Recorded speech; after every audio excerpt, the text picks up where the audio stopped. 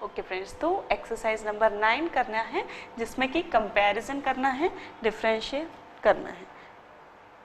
ठीक है, तो डिफरेंशिएट बिटवीन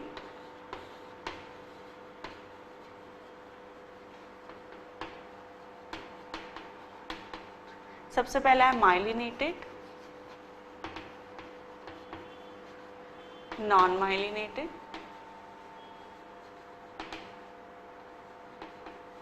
दूसरा है डेंड्राइट एंड एक्सॉन्स,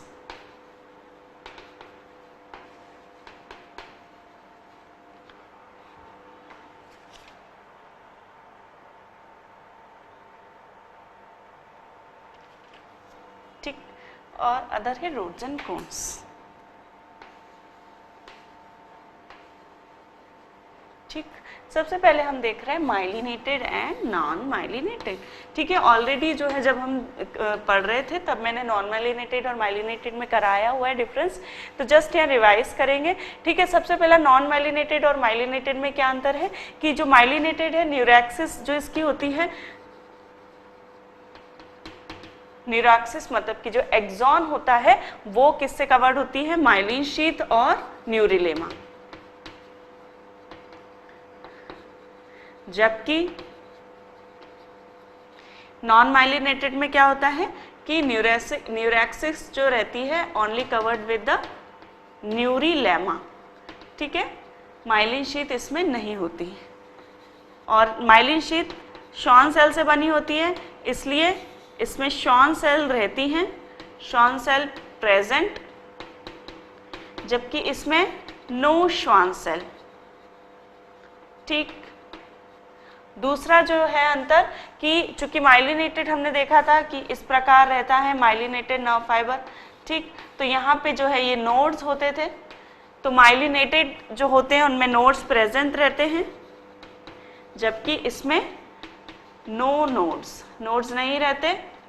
ठीक है, अच्छा, अब माइलिनेटेड होने के कारण जो एक्स्ट्रा सेल्यूलर फ्लूइड है उससे न्यूरैक्सिस सिर्फ नोड्स में कांटेक्ट में रहेगी, तो contact with extracellular fluid को ECF लिखा मैंने, ECF at nodes only, nodes पे ही रहता है, जबकि यहाँ पे जो कांटेक्ट है वो थ्रू आउट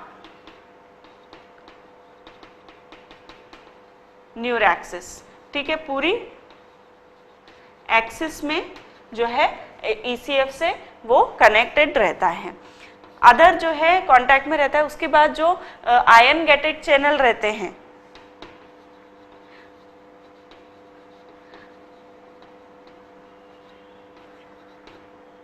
नोड्स पे ही रहते हैं, जबकि यहाँ पे ion gated channel through out रहते हैं। ठीक है, आयन गेटेड चैनल क्या होते हैं, वो होते हैं जहां से जो है वो जब गेट ओपन होते हैं तो वो सोडियम आयन जो है वो अंदर आ पाते हैं, और पोटेशियम आयन के लिए भी गेट्स होते हैं, जब वो ओपन होते हैं तो वो पोटेशियम आयन बाहर जा पाता है। ठीक है, तो इस प्रकार से ये हो गया। उसके बाद जो एक्शन पोटेंशियल होता है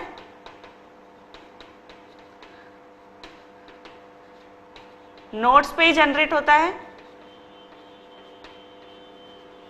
जबकि एक्शन पोटेंशियल जो है वो थ्रू आउट जनरेट होता है।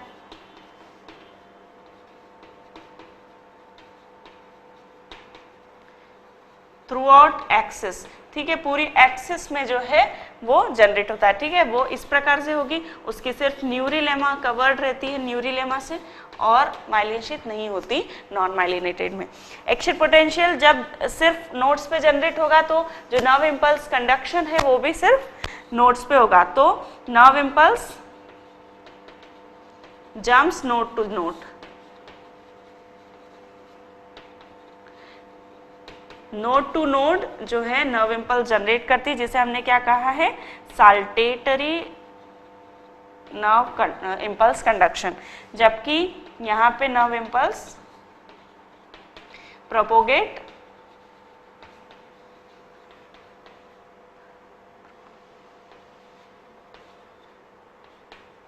थ्रू आउट एक्सिस, पूरी एक्सिस में वो प्रोपोगेट रहती है, जो नर्व इम्पल्स रहती है वो। ठीक,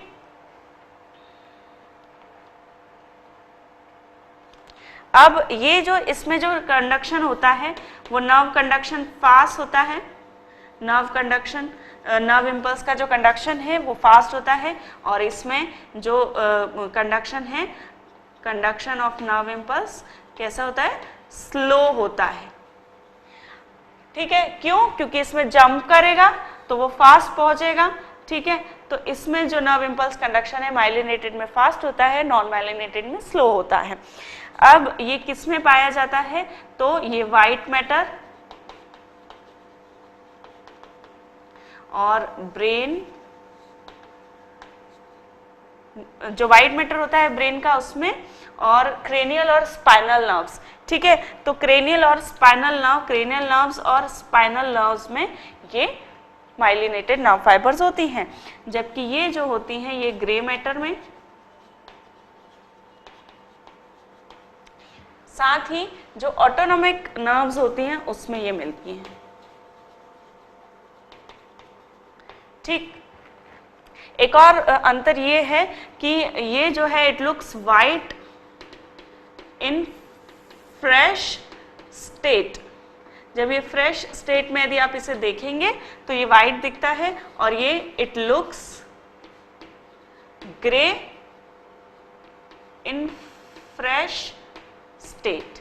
ठीक है, तो ये जो है ये सारे डिफरेंसेस है माइलिनेटेड और नॉन माइलिनेटेड के बीच में, जो कि आप जो है सारे पॉइंट्स जो है याद रखें और ये सभी जो है लिखें। ठीक, अब उसके बाद आ जाता है डेंड्राइट्स ऑन एक्सॉन।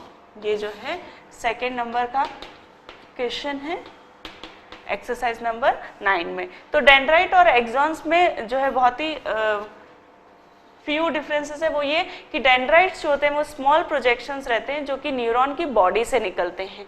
एक्सॉन जो रहता है सिंगल लॉन्ग प्रोजेक्शन रहती है जिसे कि न्यूरैक्सिस कहते हैं, और वो एक्सॉन कहलाती है। ठीक है, तो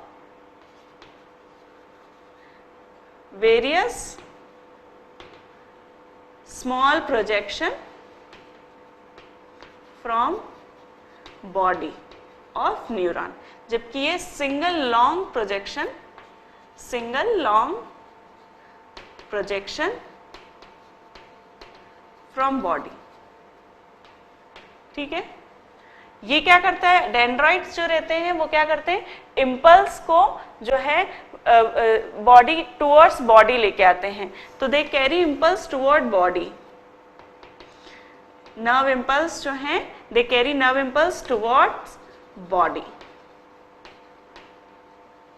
ठीक है, जबकि एक्सॉन जो रहते हैं दे कैरी इम्पल्स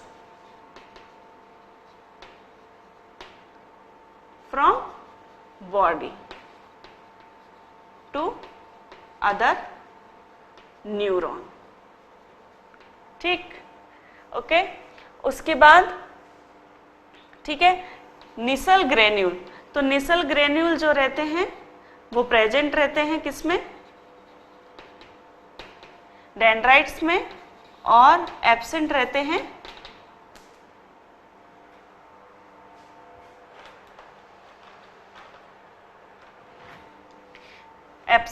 एक्सॉन्स में, एब्सेंट निसल्स ग्रेन्यूल्स। ठीक, और द फोर्थ डिफरेंस इज कि ये माइलिनेटेड, ये हमेशा नॉन माइलिनेटेड रहते हैं, जबकि ये माइलिनेटेड या नॉन माइलिनेटेड दोनों हो सकते हैं।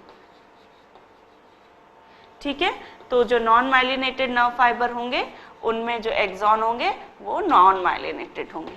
ठीक, तो these are the differences between dendrite and the axons. अब हम देखेंगे what are the differences between rods and cone cells.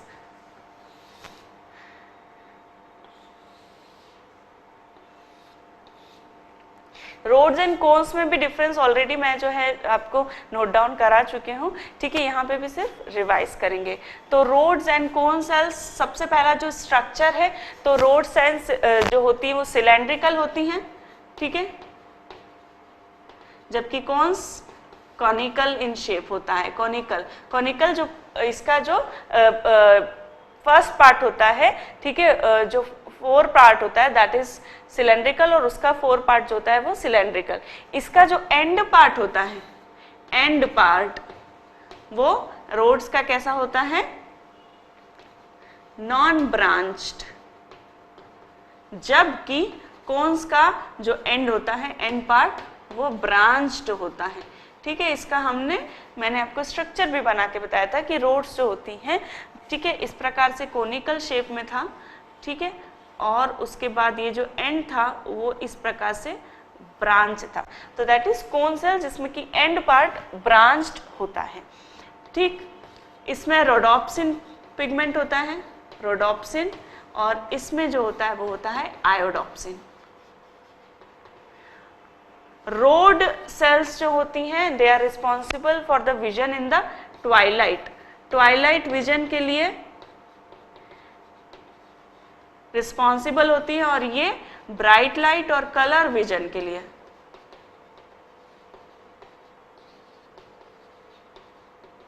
ठीक है, तो जो रोड सेल्स हैं दे ऑल आर सिमिलर,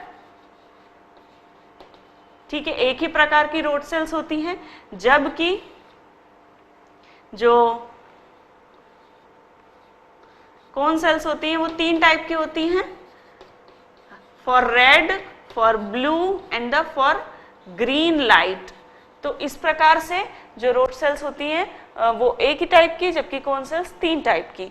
ठीक है, उसके बाद, ठीक है, ठीक, अब यदि रोडोप्सिन पिगमेंट की डेफिशिएंसी हो तो डेफिशिएंसी क्या कॉज करती है, नाइट ब्लाइंडनेस।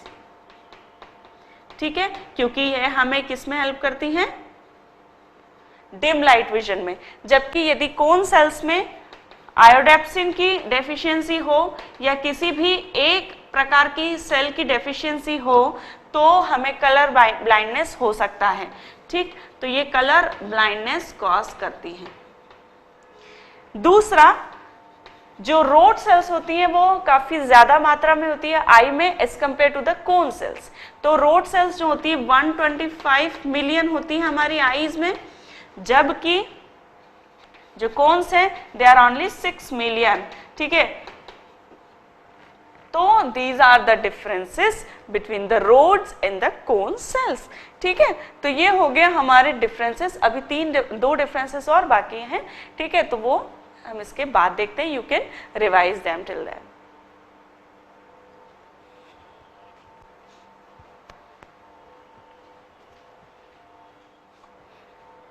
ओके फ्रेंड्स, तो द नेक्स्ट जो डिफरेंस इन्होंने पूछा है, ठीक है, एक्सरसाइज नंबर 9 कर रहे हैं हम, उसमें जो है फर्स्ट, सेकंड, थर्ड हम कर चुके हैं। The fourth one is difference between the thalamus and hypothalamus.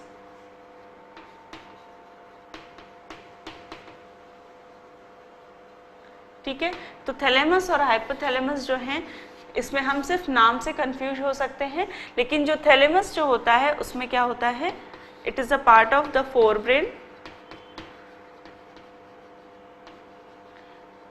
which receives the impulses for pain, touch and temperature,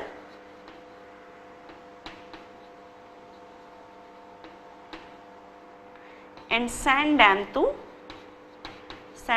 to cerebral hemisphere। ठीक है, तो थैलेमस क्या करता है, पेन, टच, टेम्परेचर, इस प्रकार के जो इम्पल्सेस रहते हैं उन्हें ये रिसीव करता है और फिर सेरिब्रल हेमिस्फीयर को भेज देता है। जबकि हाइपोथैलेमस जो होता है it is also a part of forebrain और it receives the impulse for the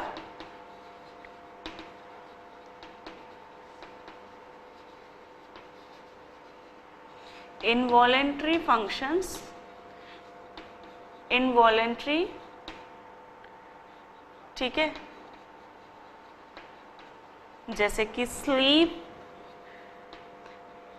ठीक है, thirst, hunger and sexual desires etcetera, and it is a bio clock। Body. ये जो है हाइपोथैलेमस जो रहता है, ये जो बॉडी की क्लॉक रहती है, जो हमारी क्लॉक सेट रहती है कि यदि रात हो जाती है तो हमें नींद आने लगती है, ठीक है, यदि खाने का टाइम हो जाता है तो हमें भूख लगने लगती है। तो इस प्रकार की जो हमारी बायो रिदम रहती है, बायो क्लॉक रहती है, वो सेट करने में हाइपोथैलेमस जो है वो बहुत इंपॉर्टेंट कंट्रीब्यूशन करता है। तो this is the difference between the thalamus and the hypothalamus. The next topic is difference between cerebrum and the cerebellum।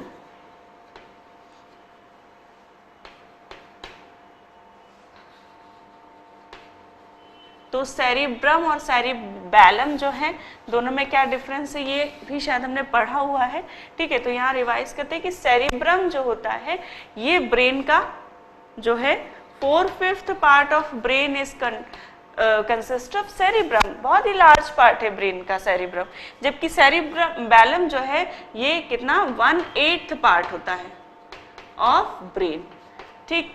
Cerebrum जो होता है, ठीक है, सेरिब्रम जो होता है वो कवर करके रखता है, cover the most of the part of brain, ठीक है। जैसे कि हाइपोथैलेमस है, हाइपोफाइसिस है, इन्हें ये कवर करके रखता है, जबकि सेरिबैलम जो रहता है सिर्फ मेड्यूला ऑब्लोंगेटा और पोन्स को कवर करके रखता है, ठीक है।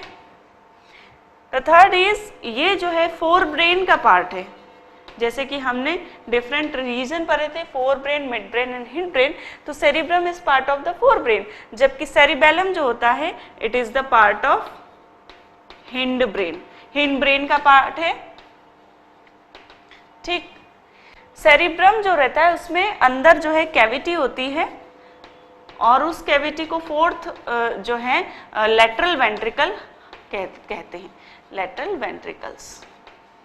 तो लेटरल वेंट्रिकल होते हैं सेरिब्रम में, जबकि सेरिबैलम में इस प्रकार से कोई वेंट्रिकल नहीं होता और ये सॉलिड होता है, ठीक। सेरिब्रम जो होता है उसमें व्हाइट मैटर जो होता है वो क्या करता है, आर्बर व्हाइटी जैसा कोई स्ट्रक्चर, ट्री लाइक एक स्ट्रक्चर नहीं फॉर्म करता है, ठीक है। जबकि जो सेरिबैलम होता है उसमें व्हाइट मैटर जो होता है वो आर्बर व्हाइटी फॉर्म करता है,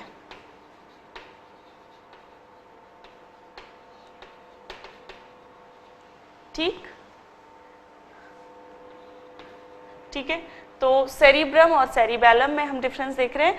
तो सेरिब्रम का जो फंक्शन होता है थिंकिंग, एनालिसिस, इंटीग्रेशन, मेमोरी,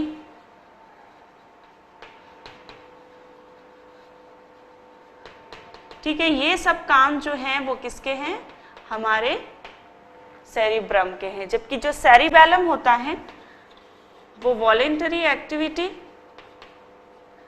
और इक्विलिब्रियम को मेंटेन करता है, equilibrium and the voluntary activity, ठीक।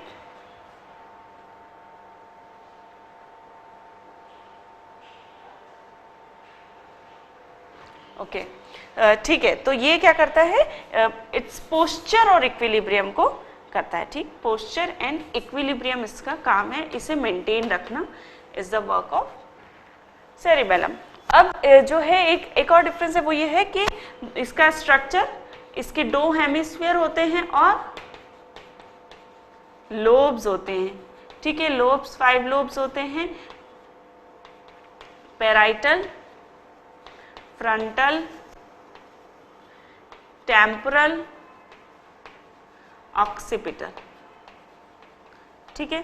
तो इस प्रकार से 6 लोब्स होते हैं, जबकि सेरिब्रम जो होता है, सेरिबैलम जो होता है ओनली 2 हेमिस्फीयर होते हैं और कोई लोब नहीं होता,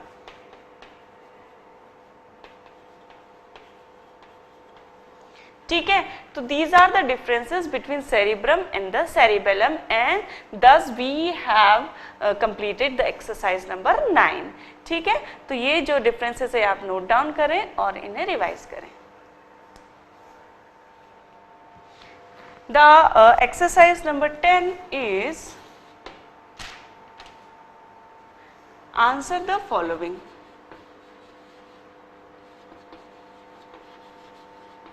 ठीक है, तो कुछ क्वेश्चंस उन्होंने दिए जिसके आंसर हमें देने हैं। तो which part of the body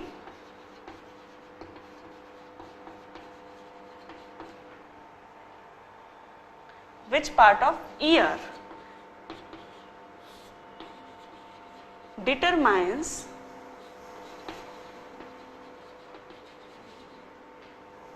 pitch of sound?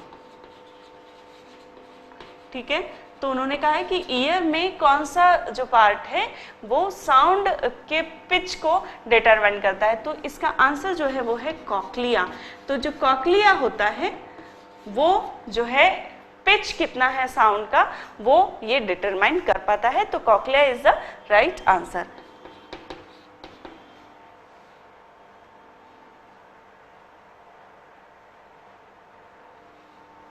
ठीक है, the next question is which part of human brain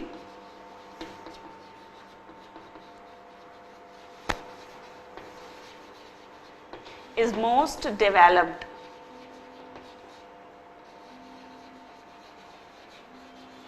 ठीक है, तो इसका जो आंसर है वो है फोर ब्रेन।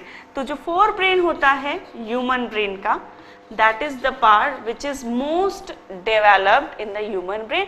तो काफी डेवलप्ड होता है फोर ब्रेन। हमने देखा है कि जो most of the part brain का हमने पढ़ा था, जिसमें कि हमने देखा था ऑल्फैक्टरी बल्ब, सेरिब्रम और फिर डायंसिफिलॉन। तो मोस्ट ऑफ द स्ट्रक्चर जो थे वो इसी में कवर कर लिए गए थे। तो इसलिए ह्यूमन ब्रेन का जो मोस्ट डेवलप्ड पार्ट है वो है फोर ब्रेन। ठीक,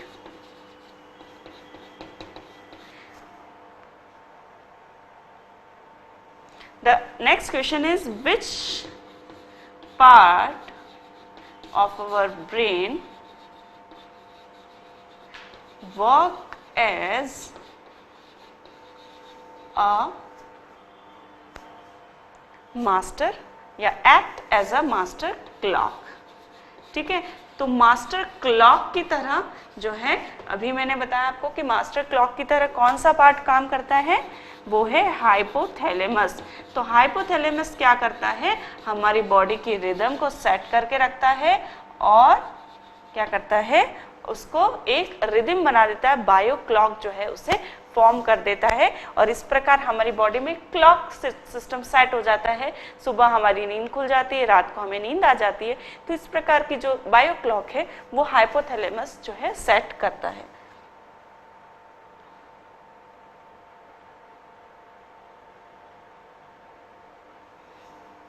ठीक है,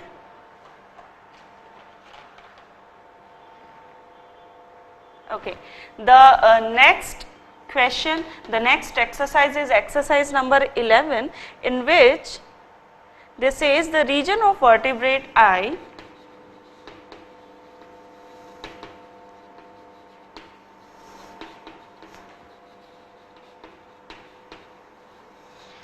where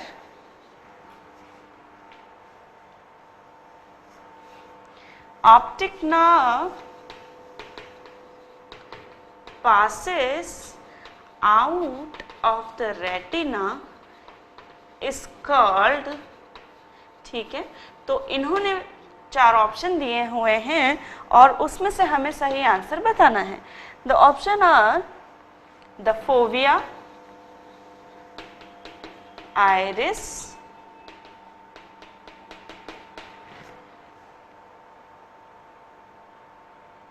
ब्लाइंड स्पॉट और optic कायाज्मा।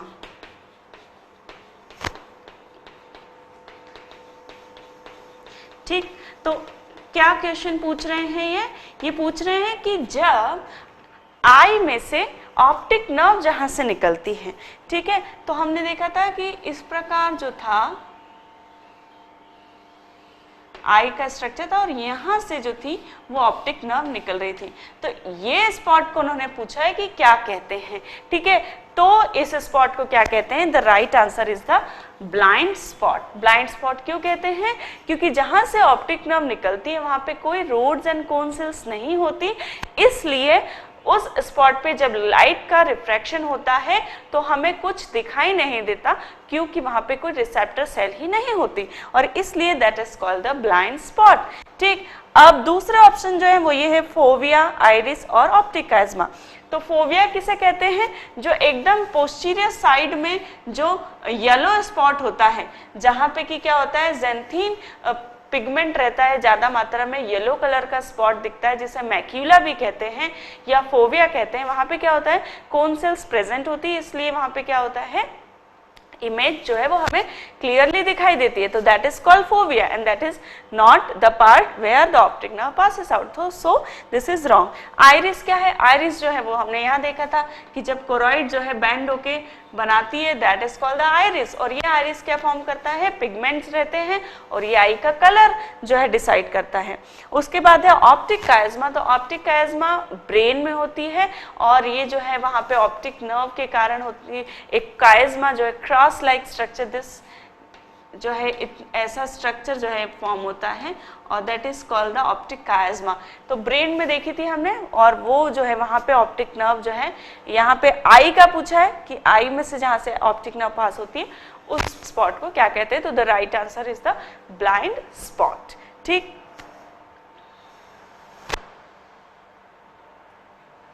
okay, so now you can write it down and we will go further towards the exercise number 12. Okay,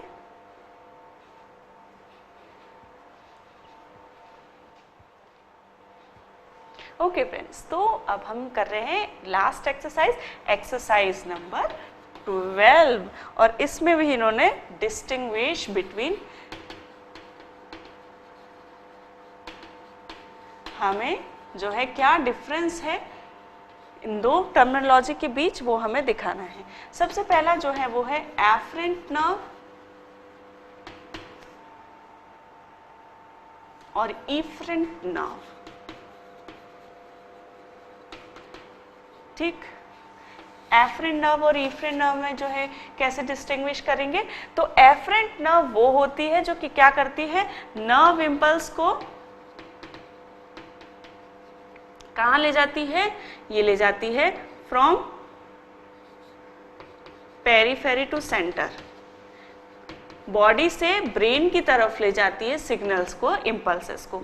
जबकि एफरेंट नर्व जो है वो ब्रेन से बॉडी की तरफ, बॉडी पार्ट्स अदर बॉडी में जो है सिग्नल्स को ले जाती है और इसलिए इसे इफरेंट नर्व कहते हैं। ठीक है, तो this is the difference between afferent and efferent nerve.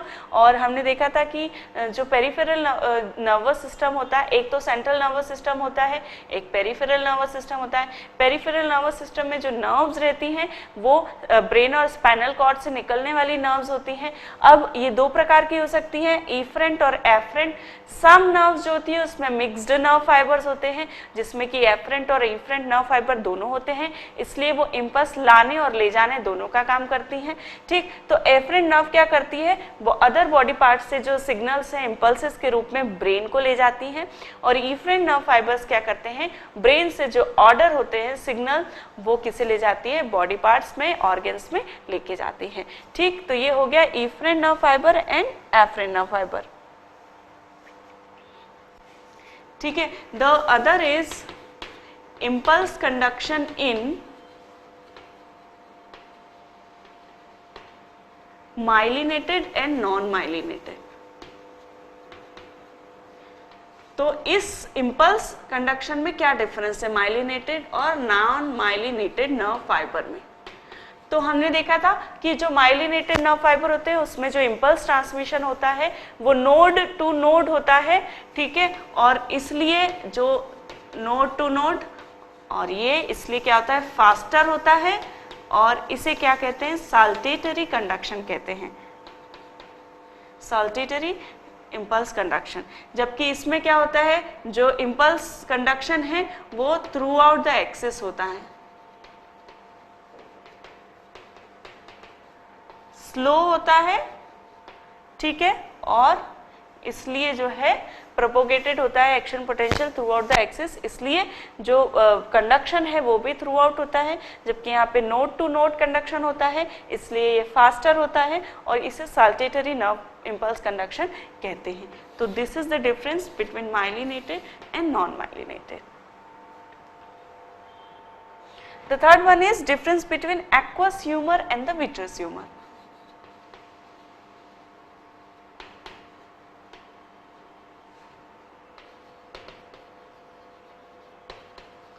तो एक्वस ह्यूमर जो होता है एक्वस चैम्बर में रहता है सबसे पहला। तो अब ये एक्वस चैम्बर कहाँ रहता है? एक्वस चैम्बर रहता है between the cornea and lens.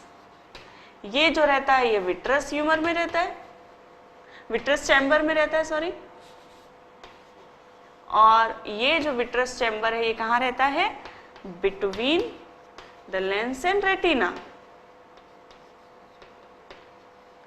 ठीक है, ये थिन एंड वाटरी फ्लूइड रहता है, जबकि ये जो होता है जो विट्रस ह्यूमर रहता है जेली लाइक होता है।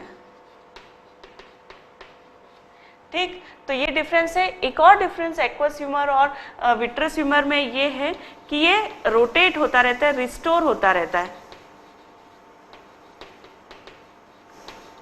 जबकि जो विट्रस ह्यूमर रहता है वो एज इट इज रहता है, उसमें कोई चेंजेस नहीं होते बर्थ से लेकर पूरे लाइफ में। क्योंकि जैसा कि विट्रस ह्यूमर में स्टार्टिंग में एक आई में विट्रस ह्यूमर रहता है उतना ही विट्रस ह्यूमर हमेशा बना रहता है, तो there is no change in the vitreous humour. जबकि एक्वस ह्यूमर जो है वो रिस्टोर होता रहता है, कैनाल ऑफ श्लिम से जो है वो जो है रिलीज होता रहता है और फिर उसे सिक्रीट करती रहती है सिलेरिय प्रोसेसेस।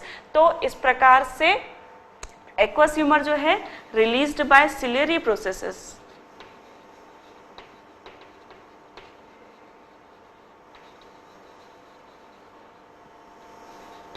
जबकि ये जो होता है ये क्या होता है?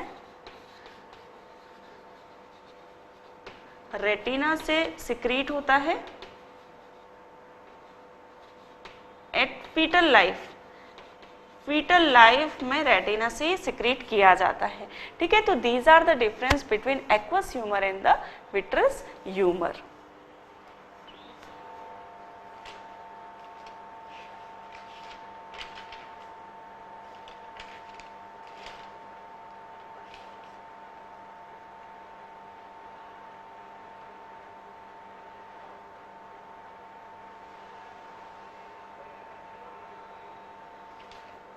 एक और है कि यदि इसका ब्लॉकेज हो जाए, ऑब्स्ट्रक्शन हो जाए इसके फ्लो में, तो वो क्या काज करता है? Obstruction causes the glaucoma. क्यों? क्योंकि इसका यदि ऑब्स्ट्रक्शन हो जाए तो ये क्वांटिटी इसकी बढ़ जाएगी, किसमें? कॉर्निया और लेंस के बीच में कॉर्निया इसकी जो क्वांटिटी एक्वस ह्यूमर की बढ़ने लगेगी और वो प्रेशर कॉज करेगा, और that is called as the glaucoma. एक डिजीज है जिसके कारण हेडेक भी होता है, जिस पेशेंट को यदि प्रॉब्लम हो तो हेडेक कॉज करता है। जबकि यहाँ पे ऐसा कोई ऑब्स्ट्रक्शन नहीं होता, क्योंकि देयर इज नो फ्लो, तो फ्लो नहीं होगा तो देयर इज नो ऑब्स्ट्रक्शन। ठीक है, तो these are the differences between the aqueous humour and the vitreous humour. Fine. Okay, so the next two differences are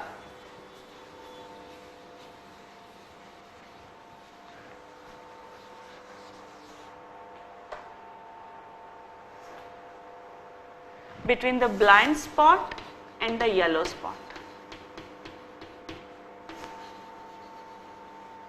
And the other one is the fifth one is, this is the fourth, and the other one is difference between cranial and spinal now.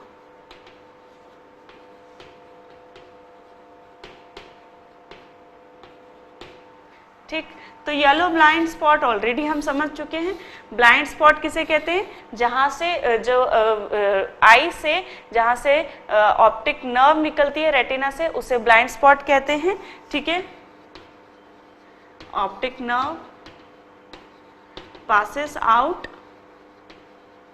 from retina. ठीक है, उस spot को क्या कहेंगे? Blind spot. जबकि yellow spot जहाँ पे xanthine नामक पिगमेंट होता है एंड विच लुक्स येलो, और ये कहाँ होता है? It is posterior from cornea, एकदम कॉर्निया के पीछे होता है ये येलो स्पॉट। और ये जो होता है blind spot lateral to the fovea या येलो स्पॉट। फोविया के लैटरल में होता है, ठीक है। The third difference is there is no photoreceptor present, receptor cells नहीं होती यहाँ पर, जबकि यहाँ पर कोन सेल्स आर प्रेजेंट, ठीक है। यहाँ पे जो है कोई इमेज फॉर्मेशन नहीं होता, जबकि यहाँ पे यदि लाइट रिफ्लेक्ट होती है तो क्लियर इमेज फॉर्मेशन होता है।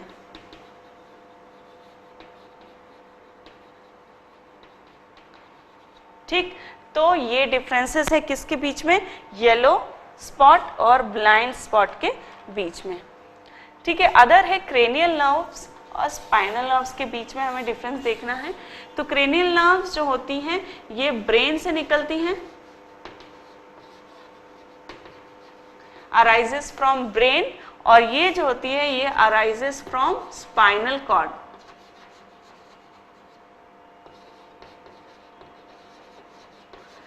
ठीक, ये 12 इन नंबर होती हैं, ये 31 इन नंबर होती हैं। हमने दोनों ही देखी थी, क्रेनियल नर्व्स भी मैंने आपको बताई थी कि जब हम जो वेंट्रल पार्ट देखते हैं ब्रेन का, उसमें से मैंने आपको बताई थी कि 12 नर्व जो है वो कहाँ से निकलती हैं, और स्पाइनल कॉर्ड जब हमने देखी थी उसमें भी मैंने आपको बताई थी कि जो स्पाइनल नर्व है 31 इन नंबर होती है, वो कहाँ से निकलती है। ठीक, तो ये हो गया अपना brain and spinal cord. And इस प्रकार जो है सारी एक्सरसाइज जो है हमने जो एनसीईआरटी बुक में दी गई हैं वो हमने सॉल्व कर ली है, कंप्लीट कर ली है, ठीक है। यदि आपको फिर भी कोई डाउट है तो you can go through to the previous lectures and you will